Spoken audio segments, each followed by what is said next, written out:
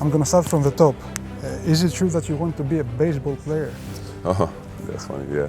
Growing up, I wanted to play baseball. That's a sport that was my favorite. I would say it's my favorite because I was the best at it out of the sports that I played. But yeah, it's one of the sports I still watch today. It's a lot of people might say, it's boring or this, but I like to go to the games when I'm at home, especially the Dodgers being so good.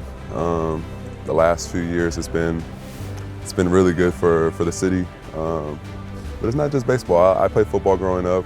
Obviously, we didn't have a team when I was growing up. So when the Los Angeles Rams came back, this was great. You know, the last few years they've been great. So with the Lakers, Dodgers, Rams, all three of them representing Los Angeles. I mean, growing up, I would have played any of them. You know, I loved all of them. But yeah, baseball was the one that I was the best at growing up, and yeah. So sometimes I'm like, maybe I'll try it one day. But basketball was taking me around the world, so this is what I did. What made you change direction? I know your mother played basketball at the Mississippi Valley State University. Yeah. Well, really, I grew. I grew like 5 inches in between my 9th grade year and my sophomore year. And so I was like 6 foot, a little over 6 foot, and I ended up being 6'5". So that kind of just changed which sport I was playing, just because I was growing a lot, my legs were hurting a little bit, and I just wanted to focus on one sport. I felt I was playing, my time was between everything, and I wanted to really focus on just basketball, and yeah, it turned out great. You know, so far it's been good. You know, 12 years in, this is my 12th year, so that's really, I think the love of the game, once I picked one sport, it just took off from there, and I think that I couldn't choose a better sport to play. Bellflower and La Mirada were your first shoot your first hoops, and you already said you are a Lakers fan. What era do you remember the best? Is it Showtime or the time you grew up with? Ooh, you know, my mom used to take me to the games when I was younger. We used to go to the old Forum where the Lakers used to play with Showtime. They had Eddie Jones, you know, all these guys. And Kobe was really young at this time. I think he was a rookie, and I was a kid, really small. So it was one of my first games I actually got to go to, and it was a good time that I got to go with my mom. But me growing up in the Shaq, Kobe era, and the Staples Center, this was like the new thing in Los Angeles. So it was like Hollywood inside of downtown Los Angeles. So growing up and, you know, being 18, the Lakers won the championship, the back-to-back. When they had Pau Gasol, you know, Lamar Odom, all these guys, and that's what made me like love basketball. It's like the championship being in the city. You see all the fans. You see going to the Laker parades with people that I grew up with. So this is what I remember growing up and being a part of. And that's why this whole Kobe, Shaq, you know, Phil Jackson, all of this it was an amazing time.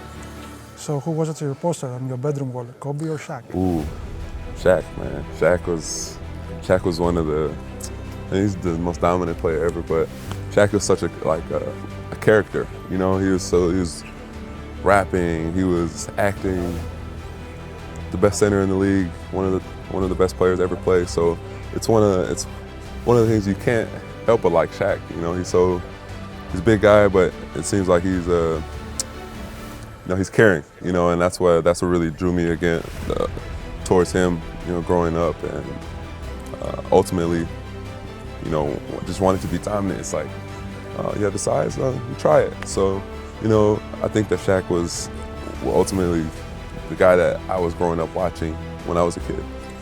You caught me off guard with that answer because I know you're a Kobe fan. Yeah, it's hard to answer.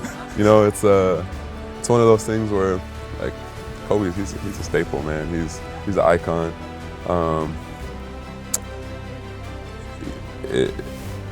The tenacity, everything he played with is just one of the things that it's hard to find nowadays. It's hard to find the people who, let's say, never got to see him. it's heartbreaking. You know, a lot of people don't understand what type of player he is just from seeing YouTube, things like this, and you actually get to seeing him live up close. I think is one of the things that you can't forget. Yeah, my mom, everybody, my uncles, everybody was like, yeah, this is the next Jordan. This is the next Jordan, and it's just it came out to be. It wasn't the next Jordan. He was Kobe, and I think that's the main thing is he made a staple for himself to where he's an icon around the world. So it's a hard choice, but both of those guys are combined, Batman and Robin. This is what you want on the team, and it worked. It makes a lot of people in the world love the Lakers. Not only just those two, but just the Lakers and Los Angeles in general made it a staple to want to come and see. Do you remember where you were when you heard the news about the helicopter crash? Because I remember, yeah, and I was in Greece. Yeah. I was playing with Fener. I was playing with Fenerbahce, and we were about to actually start a game. We were going to start a game, and we kind of breaking down the news, and it was just really quiet. I think, especially my age, and the people, around our age, this was like our Jordan. This was like a person that people looked up to, the best player of our generation. And so it's kind of awkward. It's like, we're playing a game that we saw one person play that we all wanted to be like. And so, yeah, it's heartbreaking, like I said, especially with, kids involved and everything like this. It's heartbreaking. But I think he left a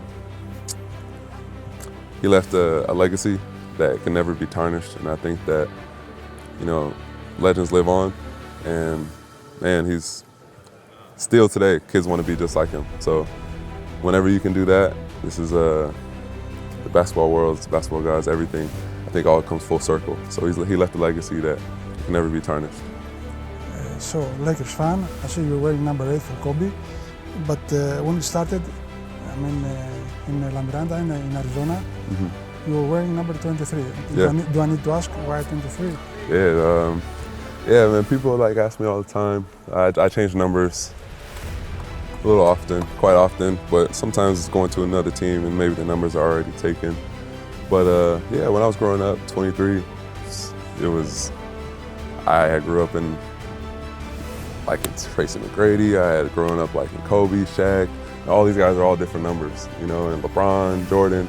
But yeah, 23 was man, it was I wanted to be like Jordan. This was growing up, it's man, I want to be like Jordan. He's flying through the air.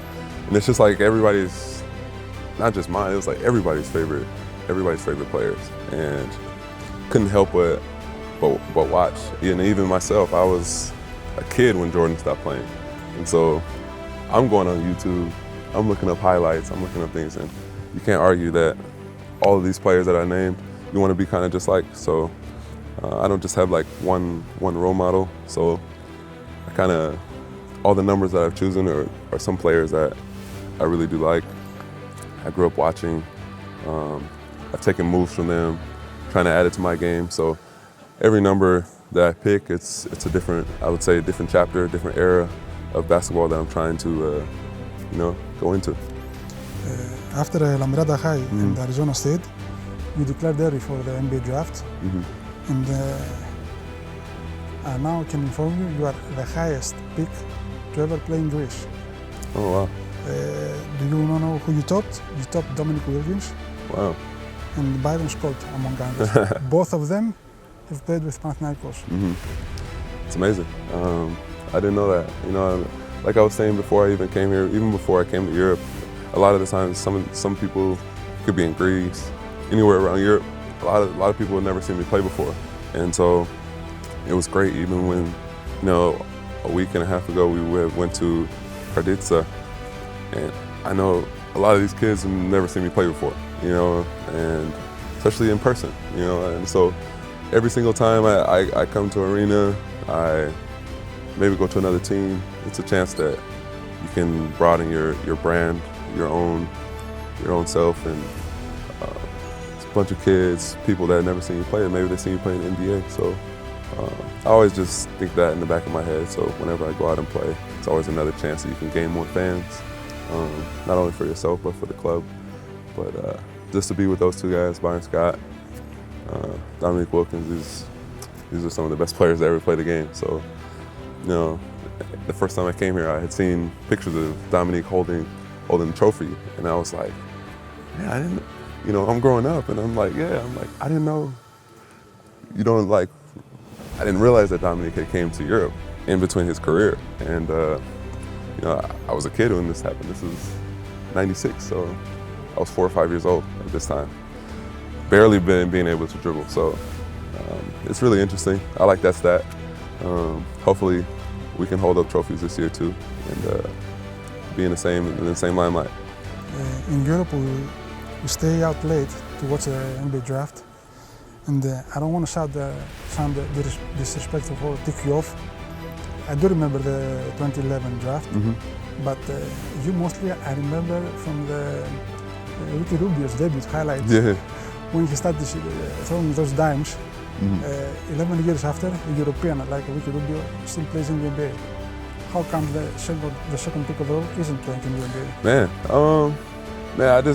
I'm going wherever the basketball takes me. You know, I think that you know, so far I played 7 years in the NBA, and this is my 5th year in Europe. So it's like more of my life in a professional, I've played in the NBA, and I think that all of these are experiences, you know, to hopefully maybe one day go back. And I think that you know, I don't really dwell on playing in the NBA or not. I chose to not play in the NBA and really get more experience instead of really going let's say the G League route. And you know, some people might not like it, or they might like it, but at the end of the day, when I got drafted, I was 19 years old. I was a kid.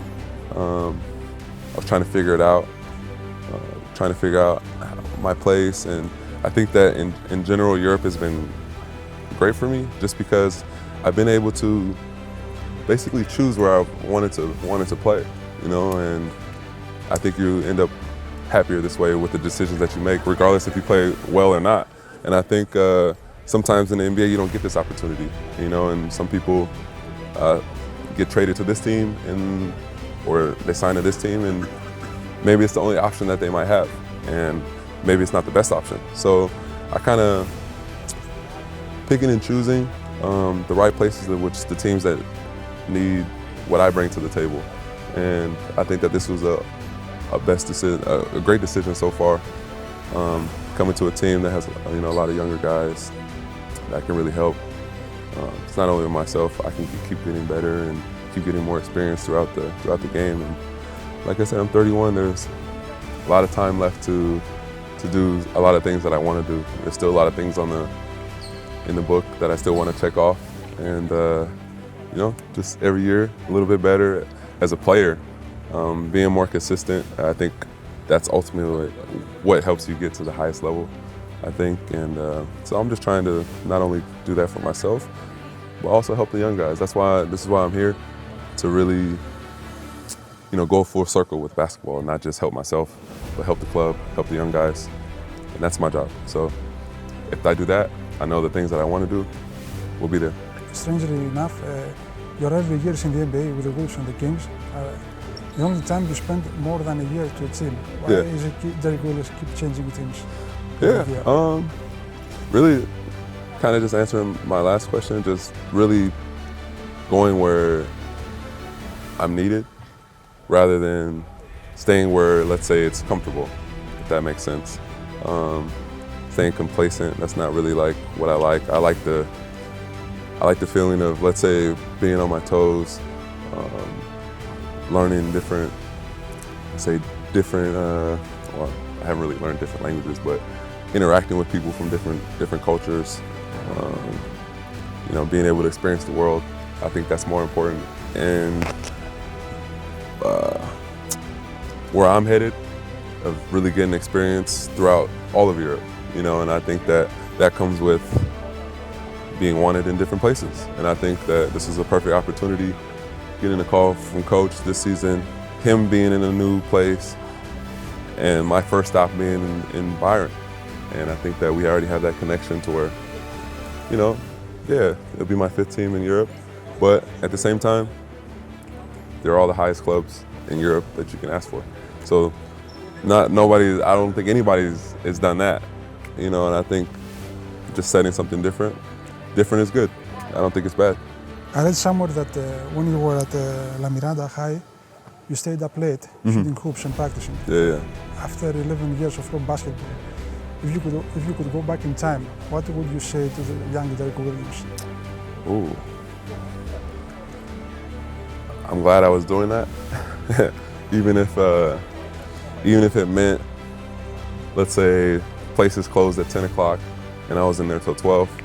You know, sometimes people coming in, kicking us out, having to grab our stuff and run, stuff like this. Because technically it's trespassing. And in the States you can get basically you can get arrested for this stuff. But you know, it's not that serious because we're playing basketball. But if people want to be that serious, then it can go that far. So, but I would say I would do the same thing, stay in the gym.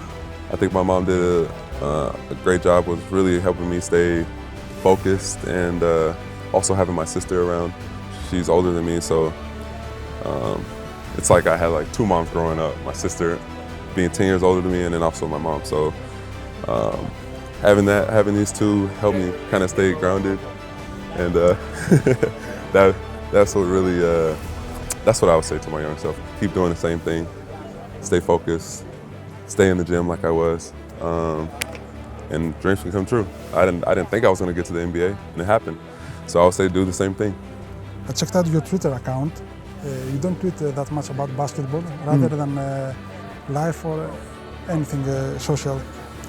So basketball is life, but life is life. Do you think players should be vocal about what happens in life? Yeah, you know, I'm not necessarily the biggest political guy.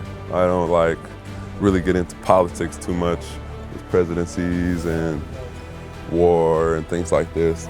But I do like to shine light on, let's say, community things, things that happen, let's say, that aren't really broadcasted as much as they should be. And also just doing, let's say, the right thing. I think that more people need to be able to see things like this. And I think life is, I'm in Europe, but at the same time, there's a lot of things that go on in Europe, and there's a lot of things that go on in the States that a lot of people, let's say, follow me, just like they follow a lot of other basketball players around the world. So I just try and use my voice. Like you said, I'm on the biggest club in Greece, one of the best clubs in all of Europe, and I have a lot of followers, you know? So at the end of the day, I like to bring light to things that are in smaller communities, especially, just to bring it to light. And I think that whether it's good or bad, I still like to get it out there so that way people can, let's say, look for themselves and see if it's real or not. And so that's really how I am as a person. I just like to, me as a basketball player, I play basketball, of course, but I also like to shine light on other things that are surrounded between me, the community where I'm from, things like this. So I just use my platform as not just basketball, it's about everything. I see you got some nice tats on you. Which one describes you the most? And can you show it to us? Oh, yeah, I mean, I was in Spain a couple years ago. I had got this in Hebrew. This one means love. And a lot of people, when I was in Israel, were asking me about it. Oh, did you get this in Israel? I'm like, no, I actually got it the year before when I was in Spain. So I wanted to get it in a different language. This one also right here is in Hebrew. It means to live. I got this one, all is flux, nothing stays still. And these are the last 3 that I got when I was in Spain a couple of years ago. So I try and, yeah, like I said, it all comes full circle. I didn't think I was gonna be in Israel or get a tattoo in Hebrew. And I ended up playing in Israel. And a lot of people, and also me not really speaking Hebrew, I'm glad it came out right. That's the main thing. I'm glad it came out right. So, but you know, tattoos I use it for, let's say, body art. It's really just what I like to let's say, put out there. But I'm still have a few spots, as you can tell, that are empty here. I'm gonna finish my leg. But yeah, I have a lot of tattoos that, let's say, people ask me about. That's the main thing, is people are gonna ask. I'm free to tell what they mean, because a lot of people don't speak Hebrew. But I'm not done yet with the tattoos, so. But I always told my mom I'm not gonna do my face. She's like, please don't do your face, don't do your face. You can do it anywhere, just don't do it. I'm like, of course I'm not gonna do my face. But yeah, I just try and use my body as art, I would say.